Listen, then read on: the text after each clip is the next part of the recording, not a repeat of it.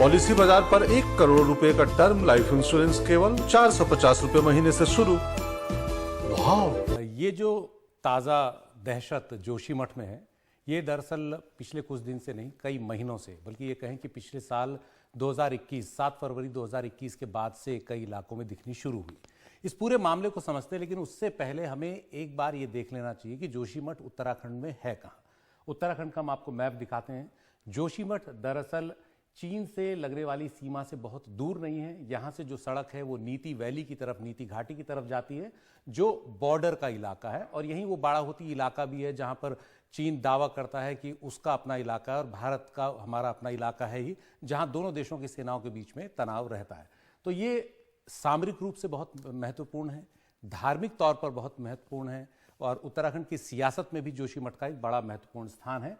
तो ये जोशीमठ आप देख रहे हैं, ये जो ब्लिंक कर रहा है पॉइंट, ये जोशीमठ है, और इसके ठीक ऊपर औली है, वो टूरिस्ट रिजॉर्ट जहाँ लोग स्कीइंग के लिए जाते हैं और जहाँ लोग गर्मियों में सैर सपाटा करने जाते हैं। तो ये जोशीमठ के ठीक ऊपर है। अब आपको दिखाते हैं इसका ज्योग्राफिकल मैप, किस तरह से जोशीमठ दिखता है। अगर आप इस मैप को देखेंगे तो ये मैप, अगर और हम इसको जूम आउट करेंगे, तो ये जोशीमठ है एक ढलान पर बसा हुआ। ये एक पहाड़ की ढलान है। इसके ठीक सामने, जोशीमठ के ठीक सामने हाथी पर्वत है, और सामने से जो रास्ता जाता है घाटियों से होता हुआ, वो बद्रीनाथ के लिए जाता है। थोड़ा दाईं तरफ जाएंगे तो फूलों की घाटी और हेमकुंड के लिए जाता है। तो जोशीमठ से होकर ही हर आदमी गुजरता है, इसको बद्रीनाथ जाना है या फूलों की घाटी जाना है या हेमकुंड साहिब जाना है। जोशीमठ आप देखेंगे एक तरह की ढलान, पहाड़ी ढलान पर बसा हुआ है।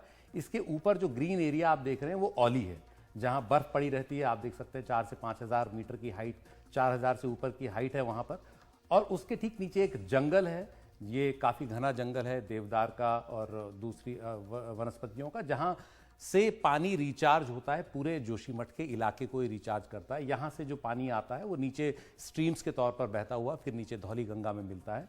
जोशीमठ जिस ढलान पर है, इस पर बात करनी जरूरी है।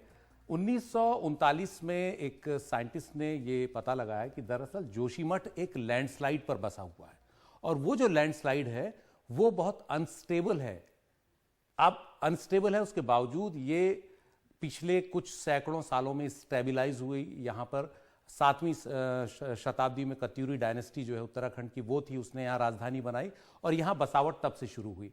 पिछले कुछ समय में बसावट बहुत ज़्यादा बढ़ी है, आबादी बहुत ज़्यादा बढ़ी है। इन तस्वीरों में आप देखेंगे 1890 की हैं, डॉक्टर कर्ट बोएक के सौजन्य से हिमालयन एल्बम की ये तस्वीरें हैं, जिसमें एक गांव दिख रहा है आपको जोशीमठ में। इतनी सी ही आबादी 1890 के आसपास थी। ये मई 2022 है, वही जगह है, वही स्लोप, वही ढलान है।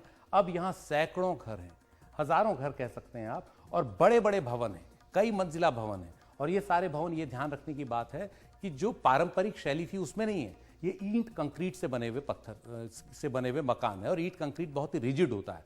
और हम आपको आगे बताएंगे कि भूकंप के लिहाज से काफ़ी संवेदनशील इलाका है, इसलिए ऐसी भवन निर्माण शैली यहाँ नहीं होनी चाहिए, बल्कि जो पारंपरिक शैली होनी चाहिए, जैसा आप ऊपर देख सकते हैं, जिसमें पत्थर का और लकड़ी का इस्तेमाल आप करते हैं, ताकि जो इमारतें हैं उनमें एक तरह का लचीलापन हो। अगर कोई भूकंप आए तो वो गिरे नहीं, उनके अंदर जो इलास्टिसिटी है वो उनको बचा दे और किसी तरह का नुकसान ना हो। तो ये जोशीमठ की अभी की बसावट है, मई 2022 की। अतुल सती एक सामाजिक कार्यकर्ता है, उनके सौजन्य से तस्वीर, और ये 1890 की। तो आप देखिए कि बीते 125 साल में कितनी ज़्यादा आबादी बढ़ी है। ये यहीं की नहीं, पहाड़ के तमाम इलाकों की यही स्थिति है कि आबादी बहुत ज़्यादा बढ़ी है। नई शैली के मकान बने हैं, ईंट कंक्रीट के, जो मैदानों में बनते हैं, जो पहाड़ों में वैसे नहीं बनने चाहिए, क्योंकि उनकी अपनी पारंपरिक निर्माण शैली होती है। अब हमने जोशीमठ के बारे में बताया कि एक लैंडस्लाइड पर बसा हुआ शहर है, और ये काफी संवेदनशील है। किस लिहाज से संवेदनशील है? कई रिसर्च पेपर हमने इस सिलसिले में पढ़े। जोशीमठ को लेकर के ये लगातार बात चल रही है कि ये धंस रहा है। क्यों धंस रहा है? क्यों जगह जगह दरारें आ रही हैं? क्यों मकानों में दरारें हैं, खेतों में दरारें हैं, सड़कों में, हाईवे पर दरारें आ गई, और दरारें चौड़ी हो रही हैं और गहरी हो रही हैं? क्यों? ये एक पेपर है डॉक्टर एसपी सती, डॉक्टर शुभ्रा शर्मा और डॉक्टर नवीन जुयाल का, जो तीनों भूवैज्ञानिक हैं, और इन्होंने वहाँ के स्थानीय लोगों के आग्रह पर इस पूरे इलाके का सर्वे किया और एक रिपोर्ट अपनी सौंपी है, towards understanding the course of soil creep and land subsidence around historical Joshimath town, Uttarakhand, Himalaya. इसमें इन्होंने एक खास बात बताई है जो ध्यान देनी बहुत जरूरी है कि क्यों यहां पर स्लोप इतने खतरनाक हैं, क्यों हैं। अगर आप देखेंगे जो औली के आसपास का इलाका अगर आप देख रहे होंगे तो वो सफेद है, यह हल्का सा पीला है। जहां सफेद या पीला आप देख रहे हैं वहां पर ढलान ज्यादा नहीं है, वहां पर 0 से 20 डिग्री या 20 से 40 डिग्री की ही ढलान है, यानी कि बहुत स्टीप नहीं है, जेंटल स्लोप है। लेकिन आप देखेंगे जैसे जैसे आप नीचे की तरफ जाते हैं घाटी में, वो लाल होता जा रहा इलाका, लाल होता जा रहा इलाका, यानी 40 से 60 डिग्री का स्लोप वहां पर है। यानी आप पहाड़ से जैसे नीचे की तरफ जाएंगे वैसे आपका स्लोप का जो ग्रेडियंट है, जो ढाल है, वो तीखी होगी। यानी कि आप अगर जोशीमठ औली की तरफ आएंगे तो वहां आपको घास के बुग्याल मिलेंगे, हाई एल्टीट्यूड मेडो मिलेंगे। जैसे आप जोशीमठ की तरफ आएंगे तो वो ढलान जो ऐसे थी वो ऐसी होती जाएगी, तीखी। और जब ढलान तीखी होती है तो वहां भूस्खलन का खतरा ज्यादा होता है। और उस तीखी ढलान में अगर आप आबादी बहुत ज्यादा बसा देंगे, उस पर लोड बहुत ज्यादा हो जाएगा, तो किसी भी भूकंपीय गतिविधि में उसके ढहने का खतरा बहुत ज्यादा हो जाता है। तो ये मैप जहां लाल आप रंग से देख रहे हैं, वो दिख रहा है कि वो सारा वो इलाका है जहां ढलान बहुत ज्यादा है। जोशीमठ के ठीक नीचे आप देखेंगे काफी ज्यादा इस तरह का तीखा स्लोप है, इसलिए वहां खतरा ज्यादा है और वहीं पर आबादी भी ज्यादा है। तो ये एक चीज जो सरकारों को ध्यान देनी चाहिए कि ऐसी अंधाधुंध बसावट न हो, लेकिन हो रही है। ये तमाम पर्वतीय इलाकों का यही हाल है। आगे बढ़ते हैं, इसी को अगर हम उसमें देखते हैं, ज्योग्राफिकल मैप में देखते हैं, तो ये जोशीमठ है। आप देखेंगे ऊपर ढाल कम है, जोशीमठ की तरफ आप आएंगे तो आबादी आप देख सकते हैं, वो बहुत छोटे छोटे टाइनी डॉट्स हैं, बहुत छोटे छोटे डॉट्स हैं, वो पूरी आबादी है। और यहां नीचे आप देखिए सड़कों का जाल किस तरह से बिछा हुआ है। ये सड़कें एक तरीके से पूरी ढाल को काट कर बनाई गई, यानी ढाल पहले ही बहुत तीखी है, उस पर आपने कई घाव कर दिए सड़कों के। अब सड़कें बहुत जरूरी हैं, आप कुछ कर नहीं सकते, सड़कें आपको चाहिए, लेकिन इन सड़कों को पिछले कुछ समय में चौड़ा करने का जो एक जुनून है उसने ज्यादा खतरा बढ़ा दिया है।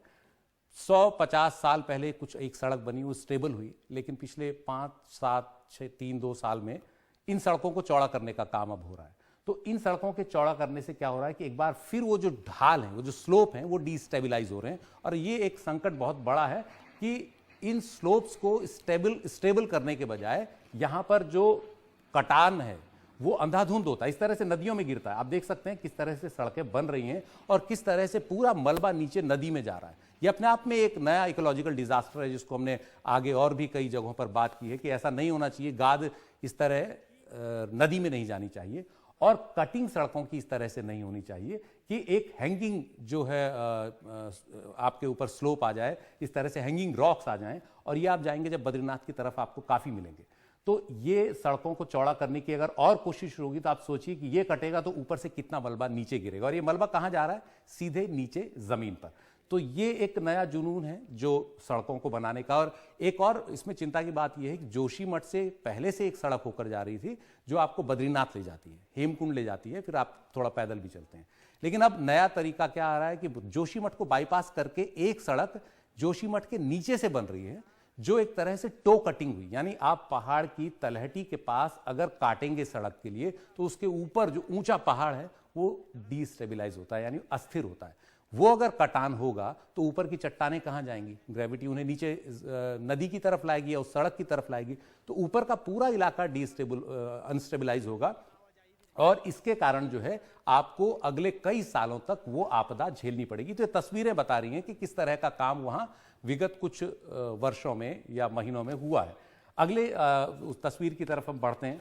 ये बता रहा है कि वहां पर कितनी ज्यादा जो सड़कें हैं वो किस तरीके से बन रही हैं। विस्फोट अगर आप करते हैं तो चट्टान बहुत पीछे तक कमजोर हो जाती हैं। अगला ग्राफिक्स हम आपको दिखाते हैं कि किस तरीके से इस ढलान के बाद जो है टेक्टोनिक फॉल्ट इस इलाके में बहुत ज्यादा है। आज भी एक भूकंप आया है संकेत, और उस भूकंप को लेकर के भी हालांकि दिल्ली में बहुत कम महसूस हुआ, लेकिन यह बता रहा है कि हम जिस इलाके में, हिमालय से जुड़े इलाके में, वो कितना संवेदनशील है। जोशीमठ ढलान पर है जो बहुत अनस्टेबल है, बहुत ज्यादा बसावट है। उसके अलावा दूसरी खतरनाक बात यह है कि जोशीमठ के नीचे से कई फॉल्ट गुजरते हैं। आप देखेंगे इसमें एक एमसीटी है, मेन सेंट्रल थ्रस्ट, एक बहुत बड़ी दरार जमीन के अंदर जो जोशीमठ के नीचे से औली के ठीक पीछे से गुजरती है, तपोवन के करीब से, हेलंग से लेकर के तपोवन तक है। आप सोचिए कि जोशीमठ के नीचे अगर एक बहुत बड़ी दरार होगी जो नेचुरल है उसका आप कुछ नहीं कर सकते, आपको उससे बचकर रहना होगा, आप उसे पाट नहीं सकते, आप उसको जोड़ नहीं सकते, तो आपको सावधान रहना होगा। इसके अलावा वहाँ एक वैक्टता थ्रस्ट है, वो भी एक तरह की छोटी दरार है जो जमीन के अंदर जियोलॉजिकली एक्टिव है। फिर एक और तीसरी पिंडारी थ्रस्ट वहां पर है, एक तपोवन दरार वहां पर है, तपोवन जो है उसके पास से एक दरार गुजरती है। तो आप सोचिए पूरा इलाका जो है किस तरह से दरारों के ऊपर बना है। ये कुदरती दरारें हैं, हिमालय के बनने की जो प्रक्रिया है उस दौरान ये दरारें बनी है। हम आगे आपको बताएंगे किस तरह से हिमालय का निर्माण हुआ और ये दरारें बनी। तो ये भी डॉक्टर एस वी सती, वाई पी सुंदरियाल और शुभ्रा शर्मा का पेपर है, unstable slopes and threatening livelihood of the historical Joshimath town, जिसमें उन्होंने बताया कि ये बहुत ही अस्थिर जगह है भूकंप के लिहाज से। आगे अगली प्लेट हम आपको दिखाते हैं, उसमें आपको साफ अंदाजा आएगा कि किस तरीके से ये जो जोशीमठ शहर है इसके नीचे से, जबकि ये भूकंप के लिहाज से संवेदनशील है, ऊपर लैंडस्लाइड है, एक पूरी सुरंग जोशीमठ के ठीक नीचे से, वो तपोवन इलाका है जहां पर पिछले साल ऋषिगंगा ने तबाही मचाई थी ऊपर, और नीचे उसी विष्णुगाड प्रोजेक्ट का यहां पावर हाउस बनना है।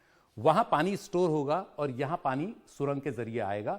जहां सफेद है वहां सुरंग, आप कह सकते हैं कि सुरंग वहां से आनी शुरू हुई है और ये पूरी जोशीमठ के नीचे से आ रही है। औली के नीचे, जोशीमठ के पीछे लगभग 1 किलोमीटर के नीचे, 1 किलोमीटर की नीचाई पर इस सुरंग पर जमीन का जबरदस्त दबाव है। इसके ऊपर एक पूरा पहाड़ है और ये सुरंग जो है, आपको एक खास बात बतानी जरूरी है कि इधर हेलंग की तरफ से लगभग 3 किलोमीटर की दूरी पर इसमें 2009 में एक टनल बोरिंग मशीन फंस गई और टनल बोरिंग मशीन ने जमीन के नीचे एक जो पानी का स्रोत है, अंडरग्राउंड एक्वीफर आप कह सकते हैं, उसको पंक्चर कर दिया और उसकी वजह से लगभग 1 महीने तक वहां पानी रिसता रहा। यह भी कहा जा रहा है कि क्या वो भी एक इसकी वजह हो सकती है जो टनल बोरिंग मशीन फंसी है। और यह भी कहा जा रहा है कि तपोवन जो है, वहां पिछले साल जो त्रासदी आई थी और तपोवन में सुरंग में जो पानी घुस गया था, कहीं वही पानी तो नहीं आ रहा है जो अब जोशीमठ में दिख रहा है। अगली तस्वीर हम आपको दिखाते हैं। इसमें ये जो तस्वीर है ये आपको मैप पर दिखाएगा तपोवन से औली से हेलंग, औली के नीचे से हेलंग तक एक पूरी की पूरी सुरंग।